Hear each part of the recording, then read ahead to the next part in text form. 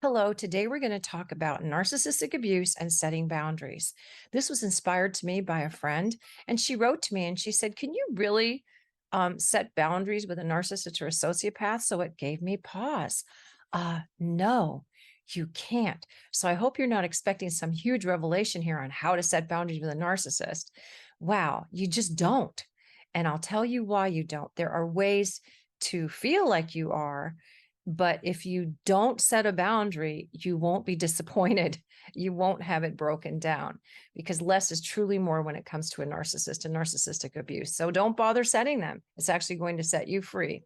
So you're just, as we say down here in the South, when you set a boundary, you're just double dog daring a narcissist or a sociopath to push that boundary farther and to make it look like your fault that you did, because they'll lie and deny. So you can't react.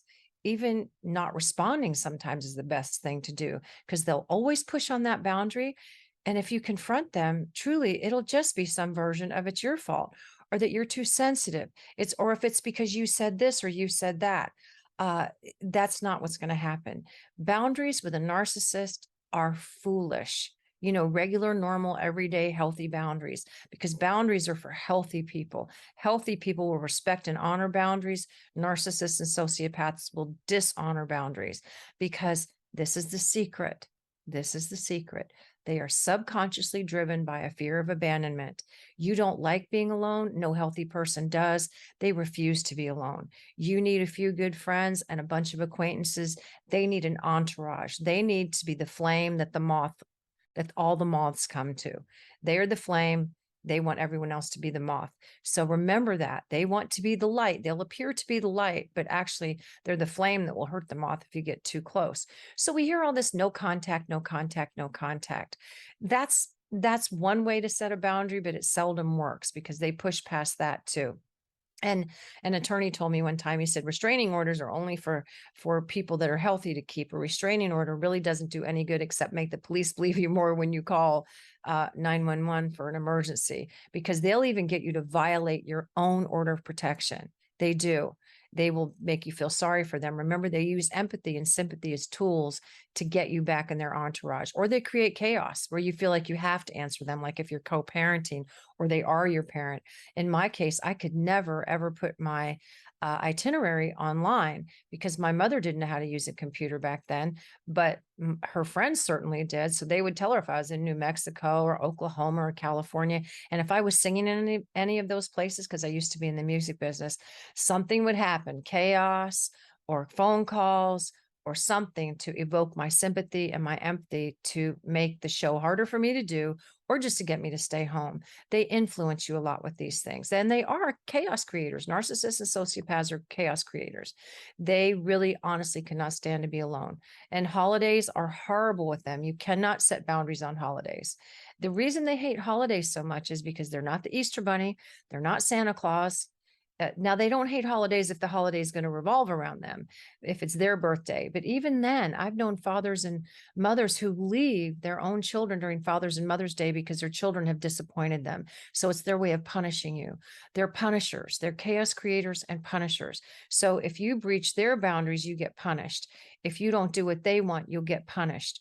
But if you do the other thing, because you're not a punisher, you don't punish, you just want to be away for a while. Less exposure equals more composure. So how do you do it? It rhymes again: resistance and distance. You resist what they're trying to push through with, whatever that is, be it sympathy, love bombing, imprinting, where they use photographs, or there's many ways of imprinting that I'll do a whole video on. Then they might just be being cruel and blowing up your phone with cruelty, being mean, or making you feel like you have to talk to them, or saying, I'm in the hospital, or I'm going to kill myself. That is a power of control. And if they do say that, please call 911. Please do something about it, because many abusers will use that as a way to control you. They do whatever they can to make themselves the center of attention and for you to be part of the entourage. So you have to step out of the circle, and your boundary has to be with resistance and distance, just less exposure. Limit the time that you're with them, limit the things you tell them, And this is the most important thing of all for you. Don't let their opinion of you affect your opinion of you. That's the way they get through your boundaries sometimes.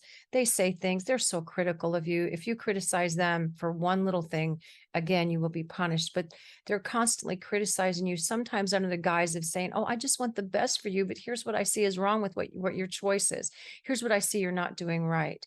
So remember this. And something as simple as what you're wearing or the sound of your voice, anything they can use to criticize you with might be pushing a boundary. They'll say, oh, I didn't pick that up. You never said that. I heard you say this. I thought you meant that. They're going to always push your boundaries. So why make them? You know, no contact is always best, but if that's not possible, then less contact, not no, less balance. So it might mean you only have to give them power when you're rested and can handle it. Seriously, you have to ask yourself, you've got to own your part of this now. I used to play dumb. So many a narcissist has tried to appeal to me through my own quote unquote stupidity. I used to play like I was a complete idiot. I thought people would like me better because I was so codependent. But any narcissist that, tries to come in through my, you don't know what you're talking about, Mary, you're just so naive. Well, I'm not. And so I have to learn that I had to own that. So I go, well, I was just pretending. I had to be honest and own that. I was just pretending I didn't know. And now I do. So if you don't change your response to them, they will change you. They're not going to change. So you need to change your response about them. They're disordered and you're not. And all of us have to deal with some of our shadow selves. All of us have a little tweak of something that isn't good about us. All of us are a little narcissistic at times. All of us need to be the center of attention. My goodness, we do. Sometimes we do. Sometimes it's our birthday. Sometimes it's, you've got to promote something. Sometimes you're in business and you have to put yourself out there. So try not to react. React means to act again. Don't do the same thing over and over and over. You've been conditioned by that trauma bonding intermittent reinforcement. Respond. You have response ability. So you have responsibility for how you react. And if you must respond, you can do it with benign statements such as, I see your point. I see where you're coming from, but I really don't have time to do that. Just release all that anxiety back to the source. Because when you try to appease a narcissist, what you're actually doing is trying to relieve your own anxiety that they're creating in you to get them to be quiet. It's very twisted. They have twisted minds and they will twist yours. If I do what they say, then they'll give me peace. Don't do that. That is the one thing you cannot do. Don't announce to them that you're not going to do it, but you set the boundary simply by not doing what they want and not saying what they want and not agreeing with them when you disagree. Don't say yes when you mean no and no when you mean yes. That will make you codependent. Because if you set boundaries, silent boundaries, then you will have boundless affection of real love and kindness from people. You just, they'll constantly cut people on and off, on and off, on and off. So going no contact is very similar to what they do. It's just cutting people off. Now, believe me, some bridges need burning. They do. You've just got to set the boundary, cut it off, get rid of the trauma bond. But if there's flimsy trauma bonds, if it's somebody you need to keep in your life, if it's someone you care about and they're just narcissistic and don't have narcissistic personality disorder, that's different. If someone makes you feel good about yourself, they're good for you. If they make you feel badly about yourself, they're bad for you. It's that simple. So the important thing to remember is to always be good to yourself. Boundaries are all about the gate and who you let in. When I was in graduate school, I had horses and I was studying all this stuff, the Townsend and Cloud book on boundaries. Wonderful book. Absolutely amazing. But I noticed, I said, I have these horses and this fence is not to keep people out as much as it is about safety and keeping my horses in. And I've let very few people have the key to my gate or the combination to my gate. And I had a back gate for an emergency. You have to let horses out sometimes if there's a tornado because they've got enough sense to run away from storms. That is a moral dilemma I'm glad I never had to face, but I did spend many a storm in the barn with my horses so they wouldn't hurt themselves because they were so scared.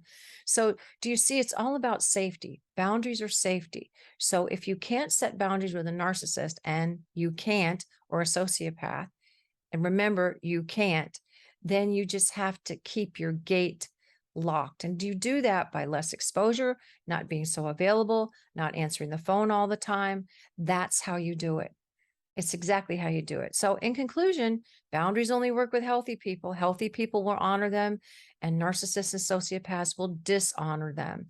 So, it's okay to let them push every now and then. But remember, keep all this information to yourself. Respect yourself.